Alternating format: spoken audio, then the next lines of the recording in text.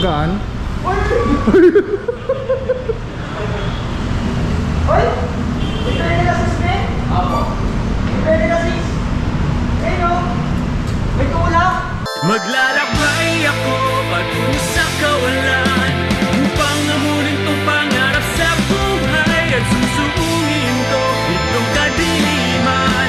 Makita ko lang ang liwanag ng katarungan. Okay, quick bike check na natin to. Isa pang folding bike na e-bike. So nung last time meron tayo binacheck na MTB dito na e-bike.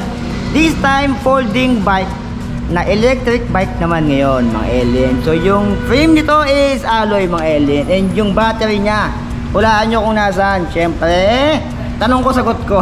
Dahil ako na pag-isa dito. Nasa loob dito mga alien yung battery niya. Ayan, ito yung mga bike na pwede mong isakay sa mga LRT or MRT dahil natutupi naman siya. Ito yung sinasabi ko sa inyo mismong brand niya, Wombat by SMCC, Sierra Madre Cycle Corp, Manila, Philippines. So parang hindi ko sure kung made in Philippines talaga to or yung material lang is galing sa ibang bansa o sa China and binuulo sa Pinas. Ay nakalagay mga alien. Sa head tube niya nandito yung SMCC. Ayan. Parang medyo mahaba pa yung ano niya, yung kanyang head tube. Sa baba, sa kanyang down tube, nandito naman yung all ride. Ito yata yung mismong model niya. And dito mo tatanggalin niya, pag tutupiin mo, yung top tube niya, ganun din, square din dito mga alien. Sa likod, nandito yung 250 watts. Ayan. Ito medyo malaki to, hindi to pang karaniwan sa mga MTB. Ang size ito, iba-iba to. Meron tong 53, 56, may 58. Itong binabudget natin, ang size ito, isa 56, so medyo malaki talaga siya. And 170mm. Yan, ito yung stock pedals niya. Natutupi din to eh, hindi ko nagkakamali. Medyo matigas lang mga alien. Tapahiya tayo dun. Dito naman, ito nga pala mga alien is mayroon tong pedal assist, no? So isang padjak mo dyan, aandam na yan mga alien. So pag dinare-diretso mo yung padjak mo dyan is magdedire-diretso rin yan mga alien. Mamaya dun tayo sa taas. Dito muna tayo sa baba mga alien. Ito yung kable niya na nanggagaling sa taas. Ito yung para sa kanyang rotor. Ay, rotor tuloy. Ito yung para sa kanyang makina dito sa loob. Ito naman isa 15 teeth to. Binilang ko to. Tinaga ko talaga yan.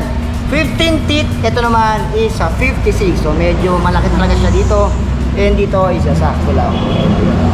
Ito naman yung laman nito is nandito yung kanyang motor. Kaya naka QC pass yan syempre. Yung gulong is medyo maliit lang to. Size 16 by 175. Kitang-kita nyo yan. Tsaka wala siyang brand. Para siyang nakamags na dito eh. Oh. Ayan. So ganyan talaga kapag folding bike lang. Maliit lang talaga siya. Dito naman yung kanyang brake dito. Is kita-kita nyo. Naka-mechanical siya dito. Yung ginamit dyan is Pro Max. Ayan. Naka-rim brake siya dito. Ng Pro Max. Ayan. Nakatumhilo dito. Sa likod. Ayan yung itsura niya. Parang napakadaling tanggalin ito eh. Oh. Ayan. Kapag i-maintenance mo siya. Dito naman, naka 250 watts din dito. Meron siyang stud na kasama dito. Ayan. Dito rin yung nakalagay sa kabilang side. Yung upuan nito, tignan natin yung size. Oh, Diyos mio, ang haba pala nito. Ay, Diyos mio, ang haba. Ang haba. Ang size nito is 33.9. Ay nakalagay dyan 33.9. Ayan, medyo mahaba siya. 2021 nakalagay dyan. Ayan, minimum insertion pala dito. Ito yung minimum niya. Dapat nakalagay niya. Dito yung minimum. Tapos doon ka nakaharap sa likod. Ito dito naman yung ano manibela. 33.9. So medyo mataba talaga siya. Usual sa mga ganitong folding bike, no? Dito naman bakal tong railings niya, ito yung madalas ma-lost-thread, mga ganitong itsura. Kung yung seat post nyo o yung upuan nyo is ganito yung itsura, pag nagtagal na lost-thread to mga alien, no? Ayan. Experience ko yan sa battle hopper ko, ganyan talaga yung pag nagtagal mga alien. Yung upuan naman niya, medyo matama siya. Ayan, chubby. Yamete. Sa unahan, ito is same lang din sa likod yung ginamit na dito. Yung fork pala nito is alley na rin. Ayan, meron din siya dito. Siyempre, anti-testing system sa unahan. Sa likod, meron din mga alien, anti-toxic system o anti-tae system mga alien. Para hindi maputikan sa likod.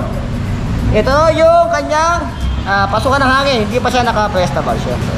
So unahan, ang dami niyang kable dito kung ano-ano. And meron siyang ilaw. Ito yung nagustuhan ko dito. Mas gusto ko to kaysa doon sa isang na-budget natin na una. Yung MTB, ito is may ilaw to sa unahan. Dito naman, dito mo siya tutupi. Ayan, pag ginanon mo yan dito, pwede mo siyang ihiga ng paganon. And dito naman yung size ng kanyang handlebar at the same time, may para siyang ito na yung mismong stem niya eh. Oh. 28.6 22A. So meron pa yung BCD hanggang Z yan eh. Oh. And 22 na yan. 8.A yung nakalagay dito. Ayan. Ang dami ng kable dito. Mga aning-aning. Ayan. Ito yung kanyang brake. Nakamekanika lang siya. Left and right. And meron siyang bell. Dito mo sa EON mga LJ. Hidiin natin to. Ito yung kanyang monitor dito. Hidiin mo lang yan. Tignan nyo. Sakyan natin mga LJ na. Baba natin ng konti. Baba natin ng konti para masakyan natin. Masyadong mataas. Baka makarating tayo ng langit eh. Ayan. Ito yung pedal assist mga alien. So, kapag pumidal ako, ito yung throttle. Kapag pumidal ako mga alien, is under na yan. Ayan. Oh. Hindi ako nagka-throttle pero na-under siya. Op.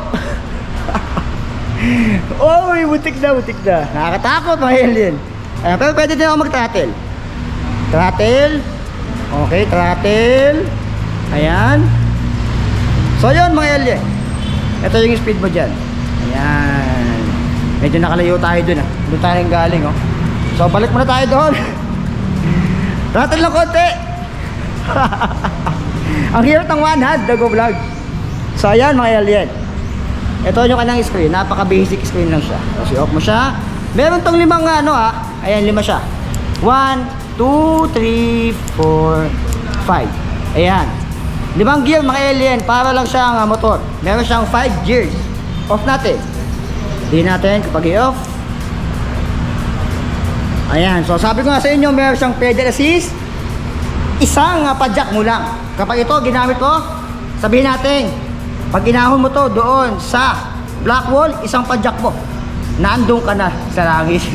Isang padjak mo lang mga alien is aandar na siya. So malakas yung hatak nito mga alien. So nagulat ako sa pedal assist niya, napaka-active. So magkano nga ba to mga alien dito? Kay Bike Las Piñas. Ang presyo nito is tumataginting na 50,000 pesos. Ayan. Meron ka ng folding bike at the same time is e-bike siya mga alien. Pasensya na, hindi tayo magaling mag-bike check ng mga ganito. Huwag kayo magalala, aaralin ko yung mga ganito mga alien. So lahat natutunan, magpabuti na yung alam nyo, wala akong alam masyado sa ganito mga